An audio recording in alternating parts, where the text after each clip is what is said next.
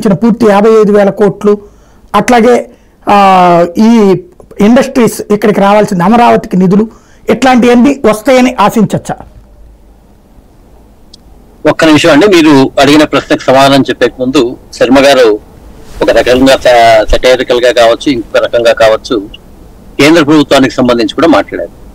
మేము కూడా కేంద్ర ప్రభుత్వంలో ఏ రోజు ఇక్కడ అయిపోతామని చెప్పేసి అనలేదండి. కానీ మేము ఉండేటువంటి 303 సీట్స్ నుంచి 240కి వచ్చాము. దీనికి కారణాలు కూడా అనేకం ఉన్నాయి.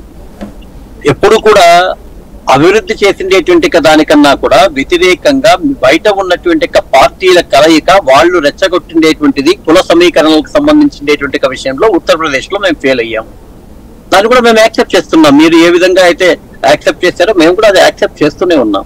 అక్కడ ఉత్తరప్రదేశ్ లో మైనస్ లో ఉండేటువంటి దాన్ని 62,000 కోట్ల బడ్జెట్ ని 62,000 కోట్ల బడ్జెట్ మిగులు బడ్జెట్ గా తీసుకుని పోయిండేటువంటిది గుర్తించకపోతే ఆ గుర్తింపు ప్రజల ఉంది, ఇంకా వాళ్ళని గుర్తింపు చేసే విధంగా మేము ప్రయత్నం చేస్తాం నెక్స్ట్ కి. అంతేగాని మైనస్ లో ఉండేటువంటి దాన్ని తీసుకున్న తర్వాత అభివృద్ధి చెందలేదని ఎట్లుంటాం. కానీ ఆంధ్రప్రదేశ్ అనేటువంటి దాన్ని ఉన్నటువంటి దాన్ని కూడా ఇంకా తీసుకొని లక్షల కోట్ల రూపాయలు అప్పు చేసి దాంట్లో ఒక 25% 30% పంచి ఆ పంచిండే డబ్బులను కూడా మళ్ళా సారాయి రూపంలో, ఇసుక రూపంలో, మట్టి రూపంలో, మట్టికి కొత్తగా ఇక్కడ చెక్ పోస్టులు పెట్టి దేశంలో మొత్తం చెక్ పోస్టులన్నీ భారతీయ జనతా పార్టీ తీసేస్తుంటే మీరు కొత్తగా చెక్ పోస్టులు మట్టికి కూడా, గతంలో మట్టి ఉంటే ఏదో ఒక పొలంలో తీసుకుని పోయేవాళ్ళు, దానికి కూడా పెట్టి మీరు మొత్తం అంతా కూడా మళ్ళా వాపసు దోచుకున్నారు. అందుకే ప్రజల దగ్గర డబ్బులు నిలవలేదు.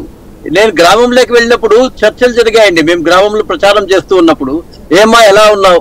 బాగున్నానండి. ఏమ్మా మీ ఆయన ఎట్లా ఉన్నాడు? ఎక్కడ సార్, గతంలో మాకు 350 రూపాయలు కూలీ వచ్చేటప్పుడు కనీసం మాకు ఒక 100-150 రూపాయలు ఇంటికి ఇచ్చేటువంటి వాడు ఈ రోజు దాదాపు 550 రూపాయలు కూలీ అయింది. అదే సారానికి మొత్తం వెళ్ళిపోతా ఉంది. ముందుండేటువంటి 50 రూపాయలు ఈ రోజు 175, 200 రూపాయలు, అది కూడా కల్తీ మధ్య వస్తుంది. మొత్తం తాగి మా వాడు నాశనం అయిపోతున్నాడు సార్. దానికి తోడు మాకు సరి అయినటువంటి పనులు కూడా దొరకలేదు అనేటువంటి వాళ్ళ సంఖ్య కూడా ఎక్కువ ఉంది. అది ఒక వ్యక్తికి కావచ్చు, కానీ దాని ప్రభావం చుట్టుపక్కల ఉంటుంది. ఇది గుర్తించడం లేదు వైఎస్ఆర్సీపీ వాళ్ళు. ఇచ్చామంటున్నారు. 2 విషయాలు ఇంకా చాలా చోట్లండి. మీరు వైఎస్ఆర్సీపీ వాళ్ళు అందరూ వచ్చుంటారు, ఏమా మీకంతా 1,00,000 రూపాయలు ఇవ్వలేదా అని చెప్పి కొంచెం మొరటుగా మాట్లాడితే, ఓపెన్ గా వాళ్ళు లేడీస్ అయితే ఆ మాటలు మనం మాట్లాడకూడదు. కానీ ఎవడబ్బ సొత్తుని ఇచ్చాడయా? చంద్రబాబు నాయుడు అయినా ఇవ్వాల్సిందే, మీరైనా ఇవ్వాల్సిందే. మా డబ్బులు మాకు ఇస్తున్నారు, ఏదో మీ సొంతం ఇస్తున్నారా? దానిపైన మీరు ఫోటోలు ప్రింట్ చేసుకుంటున్నారు, పేపర్లలో ప్రింట్ చేసుకుంటున్నారు.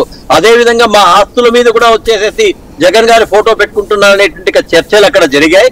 ఇవన్నీ కూడా తెలియకుండా ఇండైరెక్ట్ గా వైఎస్ఆర్సీపీని ఈ స్థాయికి దిగజార్చాయి. అంటే ఈ రోజు 300